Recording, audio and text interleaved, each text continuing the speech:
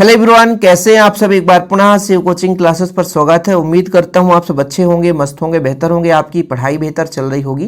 Class 11th physics में बच्चों आज हम बात करेंगे उपग्रह के कक्षीय चाल के बारे में। कक्षीय चाल किसे कहते हैं, कक्षीय चाल का व्यंजक, सीधा सीधा क्वेश्चन पूछा जाता है और सभी के लिए इंपॉर्टेंट है, चाहे आप किसी भी बोर्ड से हैं। और जिन बच्चों को मान लीजिए क्लास 11th का फिजिक्स का नोट्स चाहिए, केमिस्ट्री का नोट्स चाहिए, तो मेरा पर्सनल नंबर है बच्चों 96 85 29 91 49 9685299149। इस नंबर पर कांटेक्ट करके नोट्स ले सकते हैं। चलिए शुरू करें बच्चों। कक्षीय चाल है क्या। जैसे बच्चों आप सबको पता होगा कि उपग्रह किसे कहते हैं, जो ग्रह का चक्कर लगाता है। उपग्रह दो प्रकार से होते हैं, एक तो आपका प्राकृतिक उपग्रह, दूसरा आपका कृत्रिम उपग्रह। प्राकृतिक उपग्रह जो प्रकृति प्रदत्त है, जैसे पृथ्वी के चारों ओर चंद्रमा जो है चक्कर लगाता है, वो आपका बच्चों प्राकृतिक उपग्रह है। लेकिन हम कुछ ऐसे उपकरणों को पृथ्वी के चारों ओर वृत्ताकार पथ पर चक्कर लगाने के लिए भेजते हैं, है ना। तो भाई हमारा पृथ्वी एक ग्रह है और ग्रह के चक्कर लगाने वाली पिंडों को हम उपग्रह कहते हैं। तो जो हम यहाँ से उपग्रह भेजते हैं वो भी एक छोटा सा पिंड ही है, ठीक है। भले ही यहाँ से बनाया गया वो पिंड है, लेकिन यहाँ से एक प्रकार से उपकरण है और पृथ्वी की एक निश्चित कक्षा में उसको स्थापित करते हैं।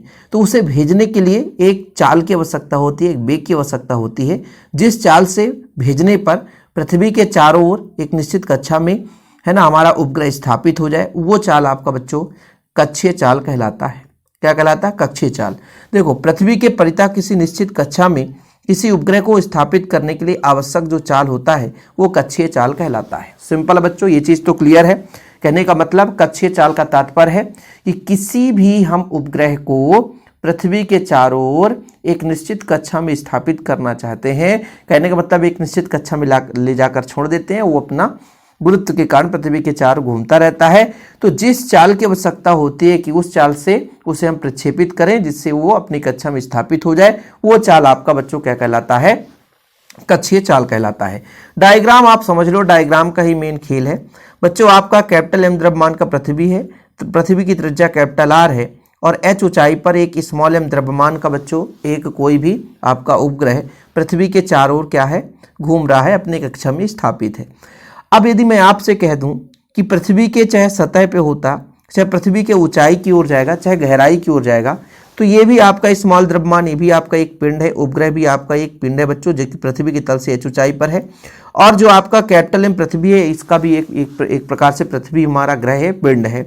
अब दो पिंडों के बीच जो बल लगता है बच्चों, वही होता है आपका क्या, बता सकते हो? वो होता है गुरुत्वाकर्षण बल। और आप सबको पता होना चाहिए कि कोई भी उपग्रह जो है पृथ्वी के चारों ओर यदि घूम रहा है तो बच्चों अभिकेंद्र बल उसे मिलता है, और वो अभिकेंद्र बल गुरुत्वाकर्षण बल द्वारा दिया जाता है, गुरुत्व बल द्वारा दिया जाता है। यानी किसी भी उपग्रह को आवश्यक एक वृत्तीय गति में गति करने के लिए अभिकेंद्रीय बल की जरूरत होती है, और वो अभिकेंद्र बल बच्चों ये जो आपका पृथ्वी है इसके द्वारा दिए गुरुत्वाकर्षण बल के बराबर होता है। मतलब उपग्रह को जो गुरुत्वाकर्षण बल देता है। कहने का तात्पर्य, जब कोई उपग्रह पृथ्वी के चारों ओर वृत्तीय कक्षा में मान ले गति करता है ना, तो इस पे अभिकेंद्र बल लगता है, वो अभिकेंद्र बल गुरुत्वाकर्षण बल के बराबर होता है। ठीक बच्चों, चलिए एक अलग से हम डायग्राम बना के आपको विधिवत समझाने की कोशिश करेंगे। हाँ, लेकिन चैनल पे पहली बार आए हैं तो चैनल को सब्सक्राइब जरूर कर लेना बच्चों। सबसे पहले आप यहाँ पर देख सकते हैं, हमने कहा कि पृथ्वी है जिसकी त्रिज्या कितना मान ले बच्चों, जिसकी त्रिज्या कैपिटल आर है, ठीक है।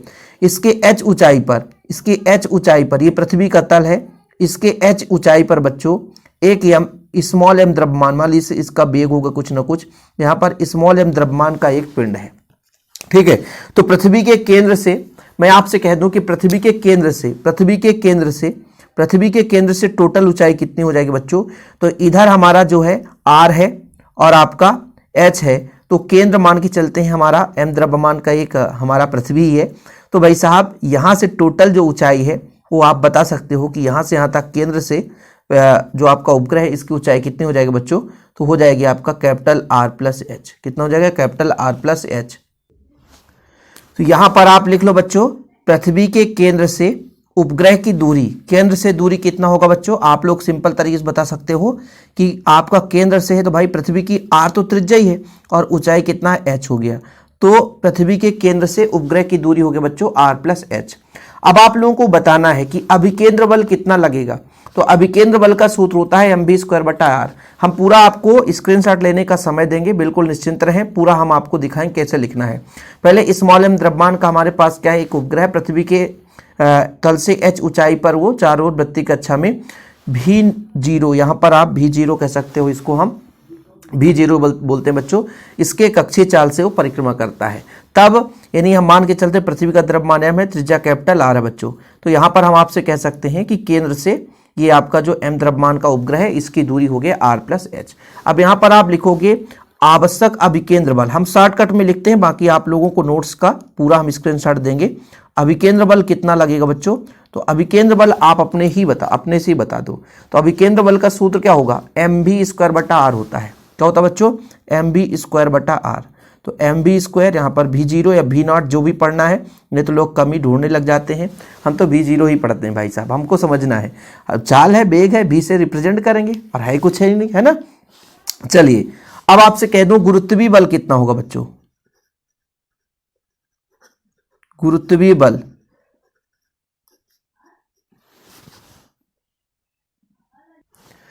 तो गुरुत्वीय बल कितना होगा, गुरुत्वीय बल का सूत्र होता है, ये आपका होता है बच्चों, ये होता है capital G capital M small m बटा r²।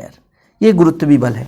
अच्छा, मैंने आपको एक चीज मेंशन पहले ही कर दिया था कि जैसे हमारे पास कोई उपग्रह है, वो अभिकेंद्र बल के कारण वृत्तीय मार्ग पर गति करता है, तो ये जो अभिकेंद्र बल लगता है बच्चों, वो किसके कारण लगता है, गुरुत्वीय बल के कारण।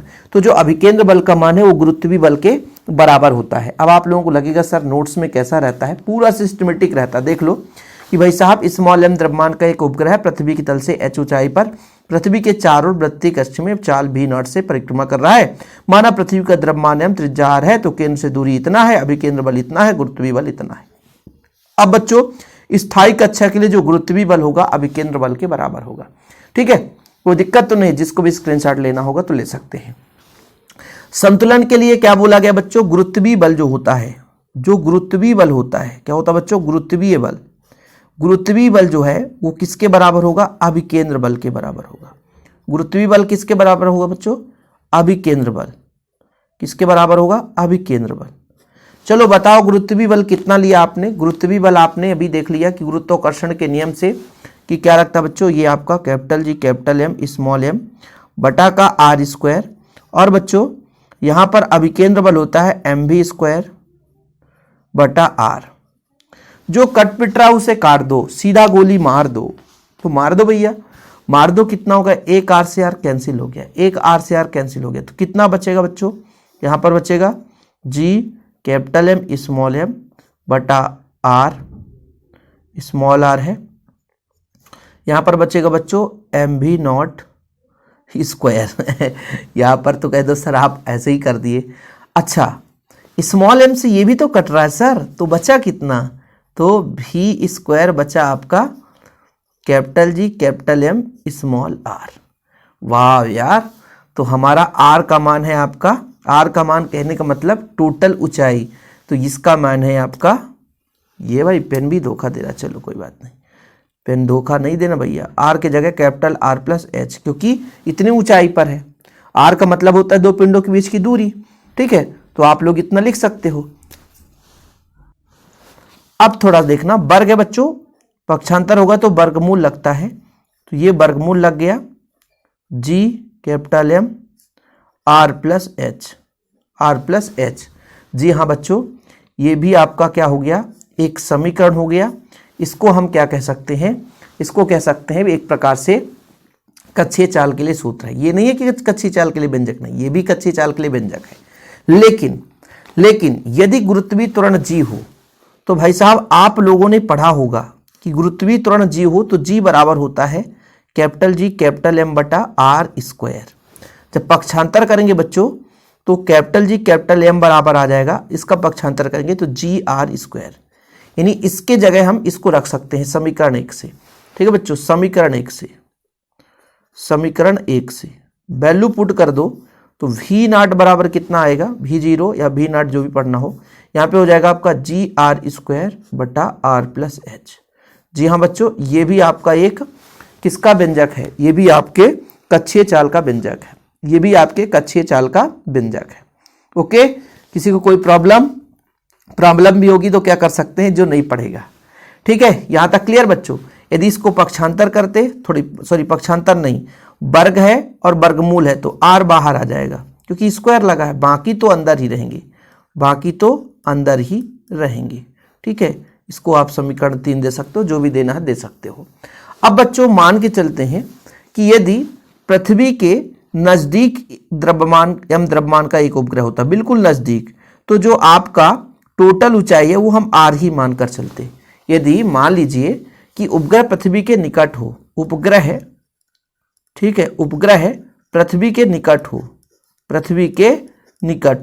जब पृथ्वी के निकट होगा बच्चों तो जो आपका RH है लगभग वो r के बराबर होगा।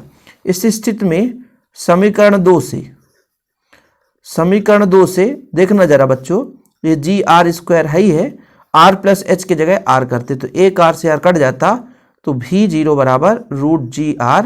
जी हाँ बच्चों, यही आपका कक्षीय जाल है। कंडीशन है कि मान लीजिए बिल्कुल नज़दीक हो, पृथ्वी के नज़दीक हो, बहुत पास हो। जब पृथ्वी के नज़दीक होगा, बहुत पास होगा, तो ये जो आपका यहाँ से यहाँ तक कितना है, कैपिटल R है। ठीक है, और ये पास होता है तो इस H को ना मानकर मान के चलते ही तल में ही है। ठीक है, उसके जगह अपन ऐसा कर सकते हैं। इस समीकरण से आपका क्या निष्कर्ष निकलता है, इससे क्या निष्कर्ष निकलता है कि क्या आपके उपग्रह के द्रव्यमान पर निर्भर करता है ना? तो निर्भर नहीं करता। किसी भी उपग्रह का कक्षीय चाल उसके द्रव्यमान पर निर्भर नहीं करता बच्चों, कितना भी हो। और ऊंचाई पर निर्भर करता है, बिल्कुल नहीं, है ना, पर ऊंचाई पर इसमें निर्भर करता है, इस समीकरण से निर्भर नहीं करता। लेकिन समीकरण 3 से, समीकरण 2 से, समीकरण 1 से, इनसे निष्कर्ष निकाल सकते हैं कि ऊंचाई पर निर्भर करता है। अब तो ये तल के लिए है, लेकिन ऊंचाई पर जाएगा तो ऊंचाई के व्युत्क्रमानुपाती हो, जितना ऊंचा होगा उसका कक्षीय चाल उतना ही अधिक होना चाहिए। ठीक है, जितना ऊंचाई पर, क्योंकि व्युत्क्रमानुपाती है ना, व्युत्क्रम है, आप देखो ना V0 है वो व्युत्क्रम है r प्लस h की, यानी ऊंचाई जितना अधिक बढ़ाएंगे, है ना, ऊंचाई अधिक होने पर कक्षीय चाल का मान कम हो जाएगा यार, है ना, कक्षीय चाल का मान कम हो जाएगा। ये चीज है बच्चों, इसका मतलब है कि पृथ्वी तल से यदि ऊंचाई बढ़ाएंगे तो कक्षीय चाल का मान कम होने लगेगा। इसका कंडीशन भी रहता है, आप लोगों को कंडीशन, है ना, तैयार रखना है। बाकी स्क्रीनशॉट लेने के लिए तैयार हो जाओ, पूरा सिस्टमेटिक आपको समझा ही दिया हूँ, किसी बच्चे को कोई प्रॉब्लम नहीं होगा। देखो भाई, पहले हमने कहा अभिकेंद्र बल ये होता है, इसके बाद गुरुत्वीय बल होता है, दोनों की तुलना कर देंगे तो अपना थ्योरम निकल कर आ जाएगा। कुछ है ही नहीं है, इस थ्योरम में। कोई बच्चा यदि इसे कठिन समझता है तो वो समझ लो वो फिजिक्स पढ़ ही नहीं पाएगा, क्योंकि इससे इजी कुछ मेथड ही नहीं भाई साहब। इसमें बोला गया जब r प्लस h एकदम उपग्रह पृथ्वी के निकट हो तो ये हो जाएगा आपका, ये आपका GR आ जाएगा बच्चों। इसके कंडीशन भी है, जिनको लिखना है तो लिख सकते हैं। ठीक है, कंडीशन है कि पहला द्रव्यमान पर निर्भर नहीं करता, लेकिन ऊंचाई के साथ, है ना, कक्षीय चाल का मान कम होने लगता है। तो यहाँ तक आपको करना है, यदि करना भी है तो। ठीक, बाकी नोट्स में सारा चीज़ अवेलेबल रहता है। जो बच्चे नोट्स लेना चाहते हैं तो कांटेक्ट जरूर करें। 96 85 29 91 49 मेरा पर्सनल नंबर है बच्चों। फिलहाल अभी के लिए इतना ही। जय हिंद, वंदे मातरम।